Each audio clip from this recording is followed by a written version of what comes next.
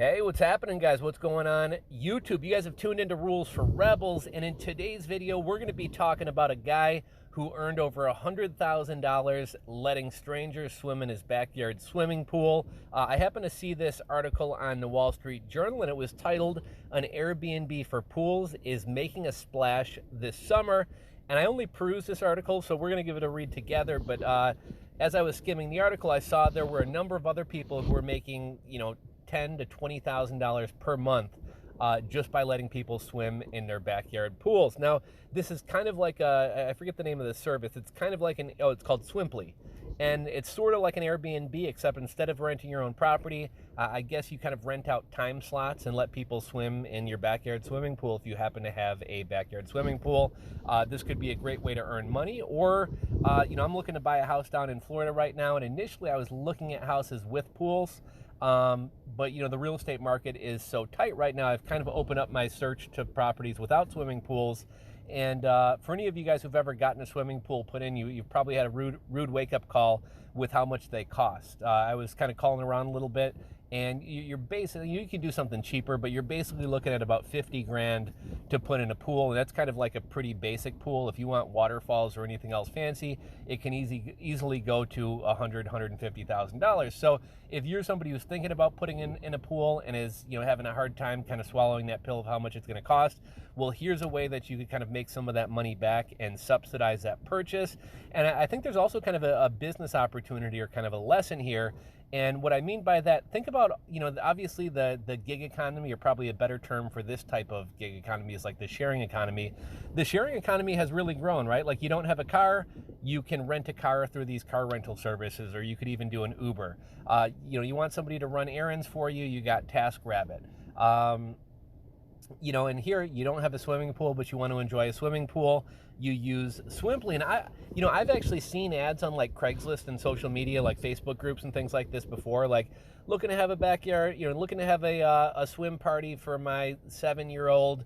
Would anybody let me pay them to rent the pool? Or I've also seen people who are looking for a place to park a tiny house. So I've seen a lot of ads on Craigslist and different message boards and forums.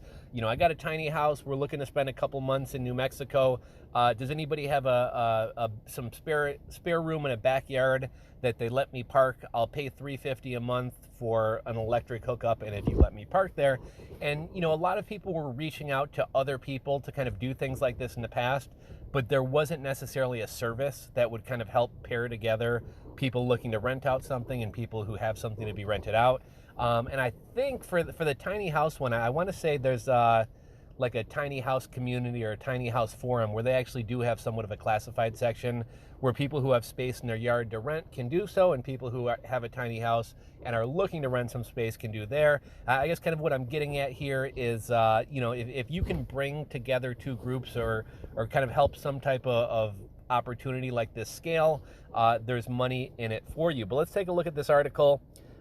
Guests used the pool at Jim and Lisa Batten's home outside Portland, Oregon earlier this month. The pool was booked 3 times within the first 2 hours of being listed through online platform Swimply in September. And, I think this service would have probably been even bigger last summer. Last summer, most of the country was still locked down. In my city of Chicago, Mayor Lori Lightfoot had the beaches shut down all summer, even though there's yet to be a single confirmed case of COVID through outdoor transmission. Kept the bike paths locked down. All community pools were locked down. Whenever I wanted to go to the beach, I had to go out to Indiana to go to the beach. And I'm somebody, we got a short summer here in the Midwest. I love the summertime. I love the water. I love going to the pool. I love spending time outside. So it was a real bummer to have everything locked down last summer and have to travel out of state just to enjoy a pool. So if somebody had a backyard pool that I could have rented and, had a couple hours of enjoyment sitting by the pool with some friends, I probably would have done so. Even though everything's kind of wound down in terms of COVID, the media is spreading the hype of the Delta variant. I think there are still some people who are freaked out and would rather have an area to themselves than be in a public pool. So I definitely think there's probably still a demand for that. And, personally, if given a choice, if the cost were reasonable, I would probably prefer to rent out somebody's backyard and have a space just for me and my friends, as opposed to being at a public pool with, a bunch of kids or whatever. I don't know if people let you bring booze to their pool, but it just seems like a better time. And I think this will probably continue being popular into the future. So again, this one comes to us from the Wall Street Journal. An Airbnb for pools is making a splash this summer. Swimply reports surge in demand amid pandemic, rising pool chemical costs. Jim Batten's tree-lined swimming pool at his home outside Portland, Oregon has been sitting untouched since his youngest daughter moved out 2 years ago. Then in September, he listed it through an online platform for renting pools. He booked the pool 3 times within the first 2 hours and says he has hosted 2,700 guests in less than a year. Mr. Batten expects to have earned $111,000 by the end of the summer, which would just cover the $110,000 he and his wife spent on the custom pool 8 years ago. I thought, wow, that's weird, Mr. Batten said. It's nice to feel like we didn't have to spend all $110,000 for nothing. He is one of 13,000 pool owners in 125 markets across the U.S., including cities like Los Angeles and Austin, Texas, who are cashing in on their underused pool by listing with the company Swimply, which some media reports have dubbed the Airbnb for backyard pools. Swimply said its pool owners have made about 122,000 bookings since the start of 2020. Business began picking up before the COVID-19 pandemic, but it boomed during the health crisis as public pools closed and people sought to make extra cash or safely gather after months of lockdown. We've seen a lot of families and friends rekindling Swimply, said Boonen Laskin, Simply co-founder and chief executive. Hosts on average earn between $5,000 and $10,000 a month, according to Asher Weinberger, Swimply co-founder and chief operating officer. Most pool owners charge between $35 and $50 an hour, while Swimply collects 15% from the hosts and another 10% from the guests. And that's actually not bad at all. If you had a group of, 6 friends or something like that who wanted to rent a pool, what's that, like $5 an hour? That's not bad at all. Some of the hosts' earnings help pay for costs related to pool maintenance, which have jumped during the pandemic because lockdowns and business slowdowns disrupted the pool chemical supply chain. Mr. Weinberger said he now spends $85 a week on chemicals and servicing his pool, up from $45 before the pandemic. It's a hunt for chlorine at the best price, said Shannon Zoller, a Swimply host in Oklahoma City, who said he has made $10,000 since he started renting out his pool last June. I got a hot tub in my backyard. I wonder if I could cash in on this. Most swimmers are local families, Mr. Weinberger said. Bookings on average run 5 to 7 people. Hosts choose their rental rate, upload a photo of their pool, and list amenities such as a barbecue grill or a sound system. It's not a party for the pool owners. Rather, hosting is an amazing amount of work, Mr. Batten said.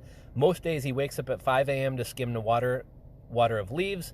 His wife cleans the pool house and bathroom, lays out rows of pool toys before each booking.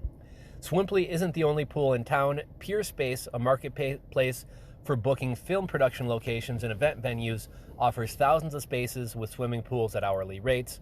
With heat rising, we see lots of demand for outdoor spaces, many of which have pools, said Matt Bendit, Pure Space co-founder and vice president of operations. Short-term rental companies like Airbnb Inc. and vacation home rental firms include Expedia's VRBO also rent homes with pools by the day. Like Airbnb and its industry peers, Swimply has to navigate safety and liability concerns.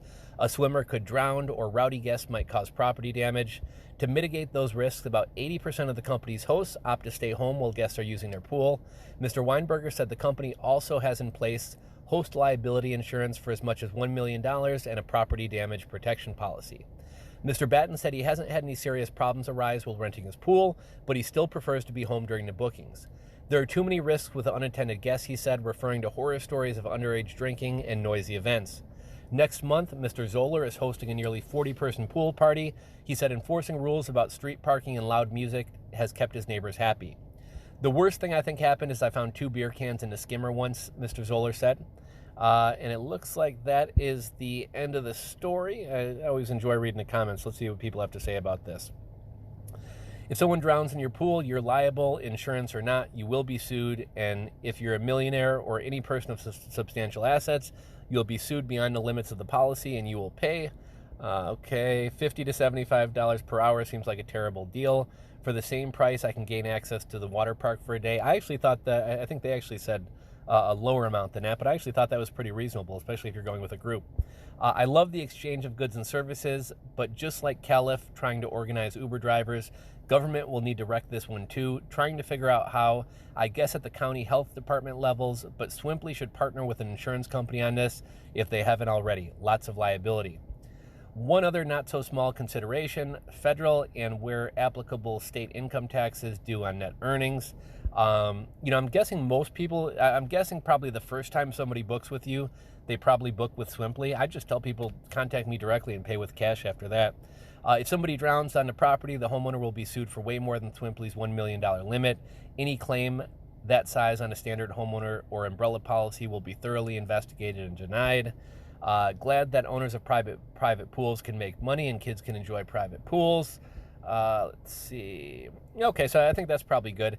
Anyhow, thought this was kind of an interesting side hustle. Thought it was kind of an interesting article. Figured I'd share it with you guys. If you guys enjoyed today's video, give it a thumbs up. If you're not subscribed to the channel, click that subscribe button below. Thanks for watching, and I'll catch you on the next video.